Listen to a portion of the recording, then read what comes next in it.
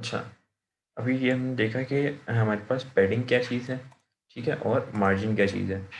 Padding हम internal distance के लिए दे रहे हैं और मार्जिन हम एक्सटर्नल जो दो डिविजन्स के बॉर्डर के दरमियान डिस्टेंस है उसके लिए हम मार्जिन दे रहे हैं। मेरे ख्याल से ये कॉन्सेप्ट सबको जहन में बैठ गया होगा। नहीं बैठा तो आप लोग लैब्स करेंगे अभी, तो आप लोगों को अच्छे तरीके से ये दिमाग में बैठ जाएगा कि पैडिंग हम किस तरह देते हैं और मार्जिन किस तरह देते हैं, ठीक है। पैडिंग और मार्जिन के बाद हमारे पास एक प्रॉपर्टी आती है CSS की, डिस्प्ले की। डिस्प्ले को समझने के लिए हमें दो चीज़ें देखनी पड़ेंगी। वो ये है कि हमारे पास कुछ टैग्स होते हैं कि जो इनलाइन टैग्स होते हैं, ठीक है, और कुछ होते हैं ब्लॉक लेवल टैग्स, ठीक है। अब इनलाइन टैग कौन से होते हैं, ब्लॉक लेवल कौन से होते हैं?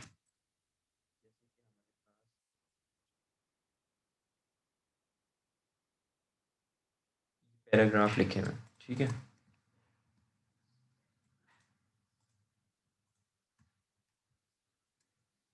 ये पैराग्राफ लिखे हैं, ठीक है। इसके अंदर अगर मैं बी फॉर बोल्ड कर देता हूँ तो ये एक इनलाइन टैग है। इनलाइन टैग से मुराद कि ये एक लाइन में पैराग्राफ चल रहा है, ठीक है, यहाँ तक का सादा टेक्स्ट है, लेकिन उस और ये आगे का जितना भी एलिमेंट है, आगे जितना भी टेक्स्ट है वो बोल्ड हो गया, ठीक है। इसने क्या किया कि ये पैराग्राफ सेम ही रहा, बोल्ड की वजह से इसने लाइन ब्रेक नहीं की, लेकिन ये बाकी सारी चीज़ें इसने यहीं पे अप्लाई कर दी। ये तो जैसे ये बोल्ड है तो ये एक इनलाइन लाइन टैग है। जैसे इटैलिक है तो वो भी यही करेगा कि इटैलिक से आई से पहले का टैग सिंपल होगा,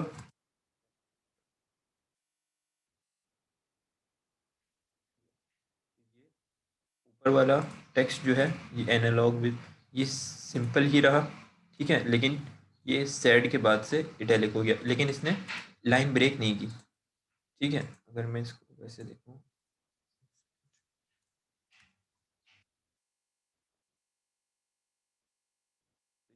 लाइन ब्रेक नहीं की, लेकिन ये ऑफिन तक इसने वो रखा और पैराग्राफ में ही उसी पैराग्राफ में आगे, तो ये इनलाइन एलिमेंट कहलाता है, ठीक है। इटैलिक हो गया, बोल्ड हो गया, ठीक है। अगर मैं इसको अंडरलाइन कर रहा हूँ, ठीक है, तो ये बाकी सारा, तो इसने लेकिन ब्रेक नहीं की लाइन, लेकिन इसने उसी इनलाइन, यानी इनलाइन एलिमेंट है ये, इसने सेम लाइन के ऊपर वो प्रॉपर्टी अप्लाई कर दी। और इस तरीके से इनलाइन टैग के अलावा हमारे पास होते हैं ब्लॉक लेवल टैग। अब जैसे ये पैराग्राफ, पैराग्राफ एक ब्लॉक लेवल टैग है कि अगर मैं इस पैराग्राफ के बाद एक इस पैराग्राफ को क्लोज किया और उसके बाद मैं एक और पैराग्राफ लिखूंगा कुछ भी ABCD क्लोज करूंगा, तो ये ऐसा नहीं होगा कि ये देखें, ये एक लाइन में लिखा हुआ है तो ये ABCD भी सेम लाइन में आ जाए, ऐसा नहीं होगा। ऐसे ये होगा ये कि ये यहाँ पे जाके लाइन ब्रेक करेगा और यह एक ब्लॉक कंप्लीट हो गया और सेकंड ब्लॉक यहाँ से स्टार्ट हुआ नेक्स्ट लाइन से, तो आप देखेंगे तो ये देखें, ये यहाँ के बाद ABCD इसके साथ नहीं आया जबकि मैंने लिखा हुआ सेम लाइन में, क्योंकि ये एक ब्लॉक यहाँ पे कंप्लीट हो गया ओपनिंग और क्लोजिंग का। जैसे पैराग्राफ है, जैसे हेडिंग है, ये सब कहलाते हैं ब्लॉक लेवल एलिमेंट, ठीक है। और बोल्ड हो गया, इटैलिक हो गया, ये सब है इनलाइन। इमेज हो गया, ठीक है। और इस तरीके के मल्टीपल टैग्स हैं हमारे पास जो ब्लॉक लेवल टैग्स हैं कि जो जब उसकी क्लोजिंग हो जाती है तो वो वहाँ पे लाइन ब्रेक कर देता है और फिर आपने भले लिखा यहाँ पे कोड में सेम लाइन में हो, लेकिन वो उसको नेक्स्ट लाइन के ऊपर बाकी सारी चीज़ों को प्रिंट कर रहा होता है और उसकी प्रॉपर्टीज़ भी डिफरेंट होती हैं। तो ये चीज़ होती है हमारे पास इनलाइन एलिमेंट और ब्लॉक लेवल एलिमेंट। तो डिस्प्ले की जो प्रॉपर्टी है वो हमारी हमें क्या फ़ायदा देती है, वो ये देती है कि डिस्प्ले की प्रॉपर्टी के आगे अगर हम वैल्यू इनलाइन दें तो वो हमारी एक ब्लॉक लेवल एलिमेंट को इनलाइन एलिमेंट में भी कन्वर्ट कर सकती है। और इनलाइन एलिमेंट अगर कोई हो उसकी डिस्प्ले की प्रॉपर्टी में हम वैल्यू ब्लॉक लेवल दे दें, इनलाइन को ब्लॉक में और ब्लॉक को इनलाइन में भी वो कन्वर्ट कर सकती है।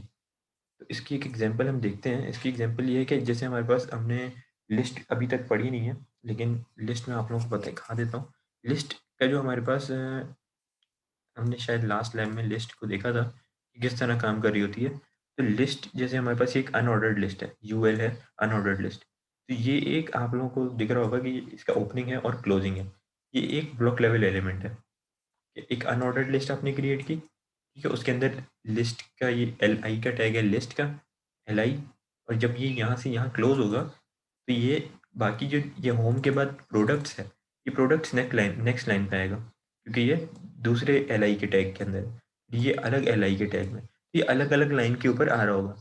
लेकिन मैं अगर इसकी सी एस एस की प्रॉपर्टी में एल आई को डिफाइन करूँ और उसकी मैं डिस्प्ले की प्रॉपर्टी ब्लॉक, ये ब्लॉक लेवल है ना, डिस्प्ले की जगह डिस्प्ले इक्वल्स टू इनलाइन कर दूं, तो क्या होगा, ये लिस्ट की आने के बजाय एक इनलाइन एलिमेंट बन जाएंगे। इसको हम करके देख लेते हैं। ये देखें,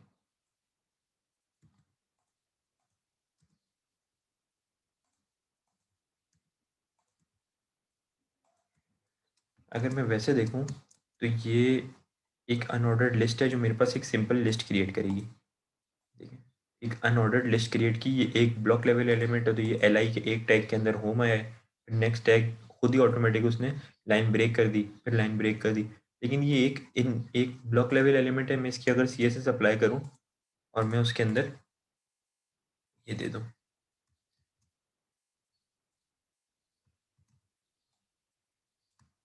ये देखिए उस लिस्ट जो है हमारे पास, ये एल आई है, अनऑर्डर्ड लिस्ट के अंदर जो लिस्ट टैग है उसको मैं दे दूँ कि इसका डिस्प्ले हो जाए इनलाइन ब्लॉक लेवल की जगह, ठीक है, मार्जिन राइट हो जाए और 10 पिक्सल हो जाए, ठीक है। तो ये क्या होगा, ये इनलाइन हो जाएगा, एक लाइन में आ जाएगा।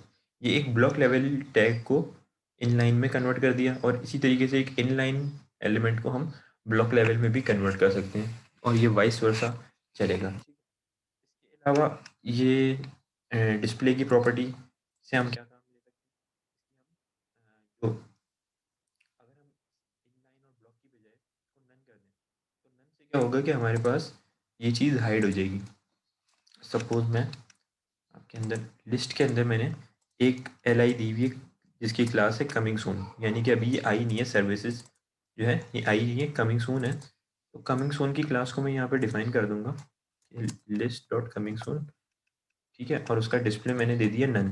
तो नन से क्या होगा कि जब तक मैं इसका डिस्प्ले नन रखूंगा तब तक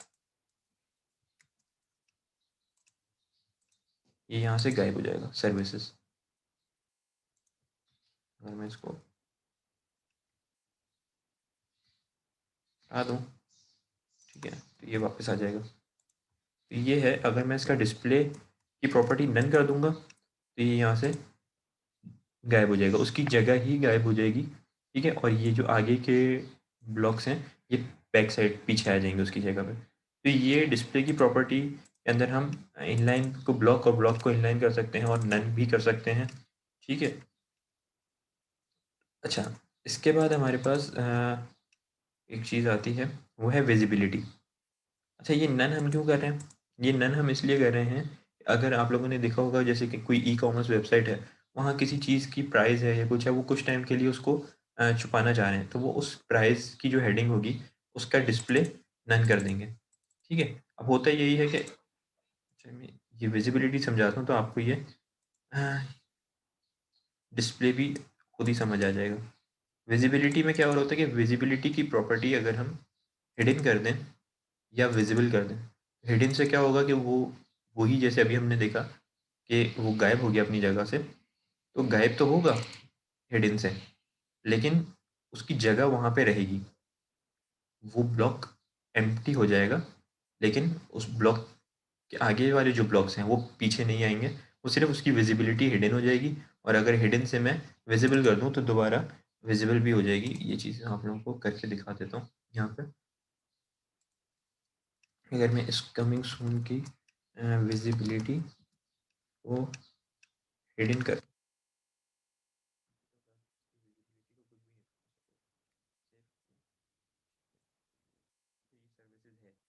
मैं सर्विसेज के ऊपर जो सब सर्विसेज की क्लास कमिंग सून है उसके ऊपर मैं अप्लाई कर देता हूँ विजिबिलिटी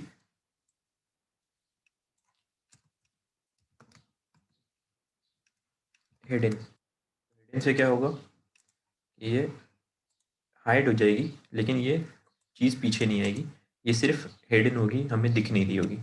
कुछ टाइम के लिए अगर मैं चाहूँ, तो आप लोगों ने जैसे देखा होगा, ये सपोज़ मैं ओएलएक्स पे गया, आप जब ये वेबसाइट क्रिएट कर रहे हैं, तो इसके अंदर ये नीचे कंटेंट एरिया आया, ठीक है? कंटेंट एरिया में मल्टीपल एड्स लगे हुए हैं। तो ये कंटेंट एरिया के अंदर इस ऐड की सपोज़ ये एक सेक्शन है, ठीक है? उसमें एक इमेज है, एक हेडिंग है, उस प्राइस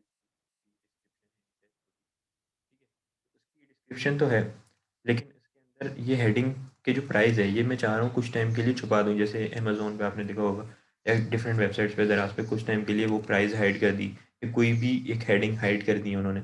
तो होता ये है कि आपके पास पूरा लेआउट एक वेबसाइट का, हर टैग का, हर सेक्शन का एक ही जैसा सी क्रिएट होता है। उसमें सारी प्रॉपर्टीज़, विज़िबिलिटी और उसकी मार्जिन, ये वो सब लिखा होता है। बस आप वो उसमें उसकी कोड को चेंज नहीं करते। आप उसकी उसकी प्रॉपर्टीज़ सारी सेम लिखी होती हैं हर इसके सेक्शन की। बस उसके आगे की जो वैल्यू है, प्रॉपर्टी से के आगे जो उसकी वैल्यू है, वो वैल्यूज़ आप चेंज कर रहे होते हैं। अब यहाँ अगर ये हेडिंग लिखी है, जब आपकी वो वेबसाइट फंक्शनल होगी, तो हेडिंग की जगह आप विज़िबल कर देंगे, तो वो सर्विसेज़ जो यहाँ पे पहले नज़र नहीं आ रहा था, वो हेडिंग की बजाय विज़िबल हो जाएगा। फिर आप चाह रहे हैं कि मैं कुछ टाइम के लिए दोबारा इसको हिडन कर दूँ, तो आपने हिडन किया, कोड को नहीं छेड़ा, सिर्फ़ आपने उसकी प्रॉपर्टीज़ को छेड़ते रहे, ठीक है? आपने उसकी जितनी भी कोड है, जब hundreds of line of code होगा, तो आप पूरा लेआउट एक क्रिएट कर लेंगे, पूरा एक स्टाइल शीट क्रिएट कर लेंगे, आपकी जो भी वेबसाइट है उसके पेज का। जब वो फंक्शनल होगी, जब चल रही होगी, लाइव होगी, तो उसमें जो-जो चेंजिंग आएँगी, कुछ टाइम के लिए आपने कोई चीज़ हाइड करनी है, विज़िबिलिटी, तो आपने विज़िबिलिटी की प्रॉपर्टी हाइड हिडन कर दी। जब आप चाह रहे हैं उसको विज़िबल करना, तो आपने विज़िबल कर दी। ये आप लोगों को आगे बड़ा काम देगी, ठीक है? तो ये हमारे पास विज़िबिलिटी की प्रॉपर्टी है। दो वैल्यूज़ हैं, हिडन और विज़िबल। और ये हमारे पास अ, डिस्प्ले की प्रॉपर्टी थी, इनलाइन ब्लॉक और नन, जिससे हम हाइड भी कर सकते हैं और इनलाइन को ब्लॉक लेवल एलिमेंट बना सकते हैं, ब्लॉक को इनलाइन बना सकते हैं। ज़्यादातर हमारे पास यूज़ विज़िबिलिटी हो रही होती है। इसको आप लोग एग्ज़ाम्पल इसकी करके देखिएगा, आप लोगों को ज़्यादा बेहतर तरीके से अंदाज़ा होगा, ठीक है? अच्छा, एग्ज़ाम्पल हमने देख ली। अच्छा, इसके बाद आपके पास ये टॉपिक्स तो हो गए सारे आज की लैब के, ग्रुपिंग कंटेंट विद सीएसएस के कंप्लीट, ठीक है? इसके बाद आपके पास एक सप्लीमेंट्री सॉल्व्ड एग्ज़ाम्पल है। इसको आप लोगों ने करना है, ये आप लोगों ने अपनी प्रैक्टिस के लिए करनी है। अगर आप लोग चाहें तो इसको अपनी प्रैक्टिस के लिए करें, ताकि आपने जितने भी कॉन्सेप्ट्स आज की लैब में पढ़े हैं, वो आप लोगों को अच्छी तरीके से समझ आ जाएँ। ये पूरी आपको गिवन है, सिर्फ़ आपने उसको जाके वहाँ टाइप करना है और हर चीज़ को चेक करना है कि क्या काम कर रही है, तो इससे प्रैक्टिस भी हो जाएगी। लैब टास्क के अंदर ये इंक्लूड नहीं है। आप चाहें तो लैब टास्क के अंदर इसको भले ना लिखें, लेकिन आप लोग इसको सॉल्व कर लेंगे, तो आप लोगों को हैंड्स ऑन हो जाएगा। सारी प्रॉपर्टी जितनी आज हमने पढ़ी हैं, वो आप लोगों को समझ आ जाएँगी। कुछ हो सकता है 1-2 आपको नई प्रॉपर्टीज़ भी दिखें। तो ये एग्ज़ाम्पल को आप रन करके इसके आउटपुट में देखें कि क्या-क्या चीज़ें आ रही हैं, कि हमने यहाँ पे इंटरनल स्टाइलिंग यूज़ की हुई है। फ़ॉन्ट साइज़ हमने क्या रखा हुआ है, फ़ॉन्ट फैमिली क्या है, बैकग्राउंड कलर क्या है। फिर इसकी हमने ये अ, आईडीज़ बनाई हुई हैं कि मैक्सिमम विड्थ पेज की क्या होनी चाहिए, पेज की जो आईडी है, ठीक है? जिस भी डिवीज़न के लिए रखी है हमने ये पेज नाम से आईडी। ठीक है, फिर मिनिमम विड्थ क्या होनी चाहिए, मैक्सिमम क्या होनी चाहिए, मार्जिन्स कितने होने चाहिए, बॉर्डर क्या होनी चाहिए, ठीक है, डबल हो या क्या साइज़ हो, बैकग्राउंड कलर क्या हो, लोगो अगर हमने की कोई आईडी डिफ़ाइन की हुई है तो उसकी ये प्रॉपर्टीज़ है, मार्जिन की डिफरेंट हैं, ठीक है? और विड्थ ये है, अनऑर्डर्ड लिस्ट एक क्रिएट की हुई है, लिस्ट की क्या प्रॉपर्टीज़ हैं। तो ये सारी आपने देखनी है, एक्सप्लोर करनी है, ये आपको सारा कोड गिवन है। ठीक है, ये आप लोगों की अभी लैब अपलोड हो जाएगी, तो आप लोग उसको रन करके देखें। ये वैसे तो हमारा क्लास टास्क होता है, लेकिन अब आप लोग इसको खुद से ही रन करके देख लीजिएगा, तो आप लोगों को हर चीज़ की प्रॉपर्टी का पता लग जाएगा कि क्या चीज़ किस लिए यूज़ हो रही होती है। जब आप लोग खुद से करेंगे, तो आप लोगों को ज़्यादा अच्छे से हर चीज़ का आउटपुट आप चेंज कर के देखें, प्रॉपर्टी की वैल्यू चेंज कर के देखें, आप लोग को समझ आ जाएगा कि किस चीज़ में क्या काम हो रहा होता है। तो ये इसी सप्लीमेंट्री सॉल्व एग्ज़ाम्पल के अंदर सीएसएस भी कंप्लीट गिवन है और इसकी एचटीएमएल भी गिवन है, कोई इमेज डली हुई है पहले डिवीजन में, सेकंड में कोई अनऑर्डर्ड लिस्ट क्रिएट है और उसकी नेविगेशन बार जैसे यहाँ पे ये बार है, इस तरीके का एक नेविगेशन बार क्रिएट करा होगा। उसमें लिस्ट है अनऑर्डर्ड, उसकी कोई ना कोई अनऑर्डर्ड लिस्ट के ऊपर सीएसएस प्रॉपर्टीज़ डिफाइन है, ठीक है? ये देखें, जैसे जो चीज़ें हमने पढ़ी हैं वो सारी हैं इसके अंदर। फिर कोई एक और इमेज है, फिर पैराग्राफ, तो ये इसकी पूरी है। ये आप लोगों ने रन करके देखना है। ये तो हो गया हमारा सप्लीमेंट्री सॉल्व्ड एग्जांपल जो क्लास टास्क होता है। ये आप लोग खुद से करके देख लीजिएगा, इसको लैब में इंक्लूड करना चाहें तो कर लें, ना चाहें तब भी कोई इशू नहीं है, ठीक है? बस उसको रन करके आप ज़रूर देख लें। अच्छा, जो हमारी लैब है आज की, जो लैब टास्क है, वो आपके पास क्या है? वो ये है कि आपने जितने भी आज के दिन में हमने टैग्स पढ़े हैं, ठीक है? उनका यूज़ करते हुए आपने जो ये आउटपुट स्क्रीन गिवन है, इस तरीके का एक वेबसाइट का लेआउट क्रिएट करना है। एक सिंपल सा लेआउट है। आप चाहें तो इसके अंदर चेंजिंग भी कर सकते हैं, लेकिन एक बेसिक लेआउट भी अगर कोई क्रिएट कर देगा इस तरीके का, तो उसको फुल मार्क्स मिल जाएँगे। ठीक है? तो इसमें आपने करना क्या है कि आपने एक ये सारे इंस्ट्रक्शन इसमें गिवन है। जैसे ये एक बैकग्राउंड कलर ग्रे गिवन है, एक हेडर के टैग्स के अंदर हेडर गिवन है, उसकी ये डिफ़ाइन की हुई है कि ये विड्थ होगी, ये हाइट होगी हेडर की। फिर उसके बाद आपने एक नेविगेशन बार का नेव बार क्रिएट किया, उसकी ये विड्थ रखी, ये हाइट रखी है, साइड बार एक क्रिएट करना है, एक कंटेंट एरिया क्रिएट करना है, उसकी ये विड्थ है, ये हाइट है, मैक्सिमम विड्थ में हाइट रख सकते हैं आप डिफरेंट डिफरेंट, ठीक है? फिर फुटर एक क्रिएट करना है। ये एक बेसिक सा लेआउट भी जिसने ये उसकी बॉर्डर्स आपने देखे हैं किस तरीके से हैं। तो ये अगर कोई बच्चा ये लेआउट भी कंप्लीट क्रिएट कर देगा सिंपल सा प्लेन, तब भी ये वेबसाइट का बेसिक लेआउट है। बाद में आप चाहें तो इस हेडर में एक यहाँ इमेज भी लगा सकते हैं, लोगो लगा सकते हैं, मल्टीपल हेडिंग्स दे सकते हैं हेडर में, ठीक है? नेविगेशन बार बार में आप चाहें तो कोई नेविगेशन बार यानी कि कोई अनऑर्डर्ड लिस्ट दे सकते हैं। हर लिस्ट के एलिमेंट को एक-एक कोई लिंक दे सकते हैं, ताकि वो मेन्यू एक तरीके का बन जाए। उसका कलर्स बैकग्राउंड डिफरेंट दे सकते हैं, साइड बार क्रिएट कर सकते हैं। उसमें कोई इमेज चाहें, लिंक्स चाहें आप डाल दें। कंटेंट एरिया में कोई डमी टेक्स्ट डाल दें, कोई इमेज डाल दें, सेक्शंस क्रिएट कर लें। फुटर में कोई आप कॉपीराइट इन्फॉर्मेशन वगैरह डाल दें, लिंक्स हैं। ये सब आप एक्स्ट्रा में अपनी प्रैक्टिस के लिए कर सकते हैं। लेकिन आपका टास्क बेसिक ये है कि आपने ये आउटपुट स्क्रीन है, अगर जिस बच्चे ने इस तरह की आउटपुट स्क्रीन भी क्रिएट कर दी, तो उसको फुल मार्क्स मिल जाएँगे। अभी तक जितने हमने टैग्स यूज़ किए हैं, अगर बेसिक वो टैग्स भी आप यूज़ करेंगे तो आपकी ये इस तरीके का आउटपुट क्रिएट हो जाएगा। ठीक है? और इसको भी करने के लिए आपके पास पूरी ये इसकी एचटीएमएल दे गिवन है। सिर्फ़ आपने इस एचटीएमएल के ऊपर इंटरनल चाहे इंटरनल कर लें, एक्सटर्नल स्टाइल शीट्स बनाना चाहें तो एक्सटर्नल करके एक स्टाइल शीट क्रिएट करनी है कि जिससे ये फंक्शनल हो जाए ये एचटीएमएल की जितना भी कोड लिखा हुआ है, ठीक है? इसमें आपको हेडर, नेविगेशन सब चीज़ें गिवन है, ठीक है? ये इस इन डायमेंशंस को ज़हन में रखते हुए आपने इस तरीके का एक आउटपुट स्क्रीन प्रिंट करनी है। तो बस ये एक सिंपल एक ही आपका लैब टास्क है। तो ये आप लोग करके कल रात 12 बजे 11:59 से पहले-पहले सब सबमिट कर दें। 11:59 तक का आप लोगों का टाइम होगा, ठीक है? तो आज का भी टाइम है, आप लोग चाहें इसको जो आज हमने जितनी चीज़ें पढ़ी हैं, जितनी एग्ज़ाम्पल्स देखी हैं, इनको रन करें और इनको रन करके देखें। फिर ये सप्लीमेंट्री सॉल्व्ड एग्ज़ाम्पल को भी आप प्रैक्टिस करें कि इसमें क्या काम हो रहा है और फिर ये टास्क आप लोग सबमिट करने की कोशिश करें और बिल्कुल बेसिक सी जितने टैग्स हमने पढ़े हैं, वो बेसिक भी आप लगाएँगे तो ये आउटपुट स्क्रीन जनरेट हो जाएगी और ये आप as a task lab task submit कर दें, कल रात के 12 बजे से पहले, 11:59 से पहले। ठीक है? लैब आप लोगों की मैं अपलोड कर देता हूँ।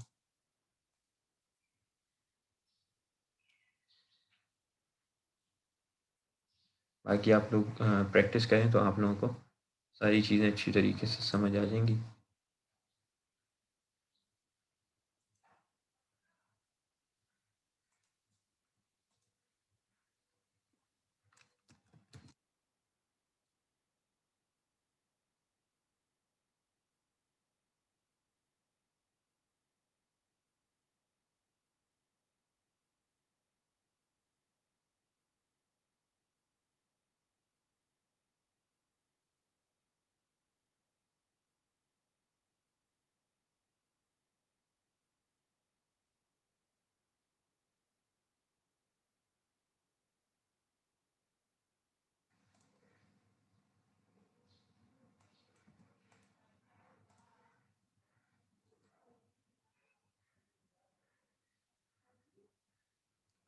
ये आप लोग चेक कर लें। हाँ, लैब आप लोगों की अपलोड हो गई है, ठीक है?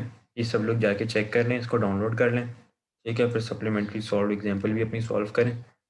लैब आप लोगों की आज की इतनी ही थी, ये सारी चीज़ें हमने इसमें आज डिस्कस कर ली हैं, ठीक है? इसको आप लोग देखें, खुद से रिवाइज़ भी करें, सारी चीज़ें यूज़ करें, इसकी सॉल्व करने की कोशिश करें। फिर अगर आपको कोई इश्यूज़ आएँ या कोई मसले मसाइल आएँ, तो आप लोग गूगल क्लासरूम के ऊपर भी इसको डिस्कस कर सकते हैं।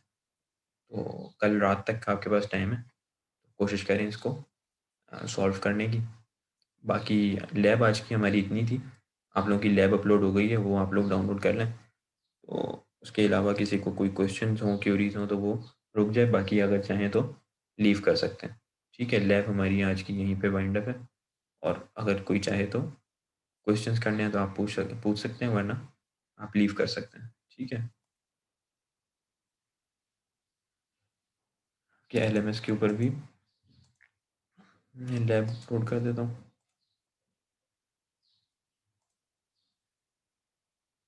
अटेंडेंस जो है वो आप लोगों की मैंने बताया था 8:45 के ऊपर कंडक्ट हो गई थी। तो जो 8:45 तक जिसने ज्वाइन कर लिया था, 8:30 हमारा टाइम होता है, सारे टीचर्स 8:30 पे लेने का इंस्ट्रक्शन है, लेकिन फिर भी आप लोगों को 15 मिनट्स का टाइम दिया जाता है 8:45 तक भी, और लैब के बीच में भी, जिसकी सर सर मेरी अटेंडेंस नहीं हुई थी, मेरे लेट पहुंचा था। कोशिश करें आप नेक्स्ट टाइम से जो है वो ऑन टाइम आए, तो आपकी ताकि अटेंडेंस मार्क हो जाया करे, ठीक है?